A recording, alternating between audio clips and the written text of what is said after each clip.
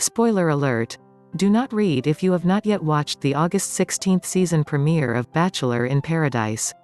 The beach is open. After a 2-year hiatus, Bachelor in Paradise returned to screens for the first time since 2019.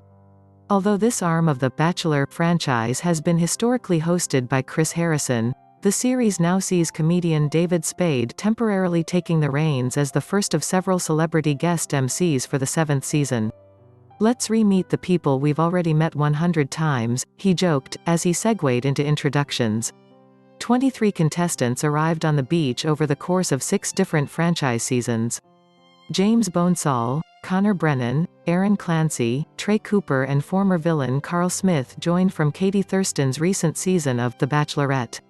Serena Chew, Jessenia Cruz, Abigail Herringer, Queen, Victoria Larson, Victoria Paul, Serena P and Pepin-Solis arrived from Matt James's run as The Bachelor. 2 of Tayshia Adams' final 4 arrived, Hall and Brendan Morais, and were joined by 2 other rejects, Braasch and Noah Erb. 5 of Peter Weber's women arrived, Natasha Parker, Kelsey Weir, Maurissa Gunn, Deandra Kanu and Tammy Lee. Tahzjuan Hawkins from Colton Underwood's season and Grocery Store Joe, Amabel from Becca Kufrin's season were the 2 Bachelor in Paradise alumni who both returned to the spin-off for a second time. Abigail was the first on the beach and was followed by everyone else, who arrived one at a time.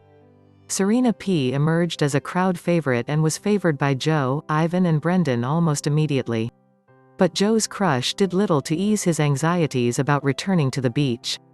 Grocery Store Joe was eliminated night 1 on Becca's season of The Bachelorette, before becoming a Bachelor in Paradise success story.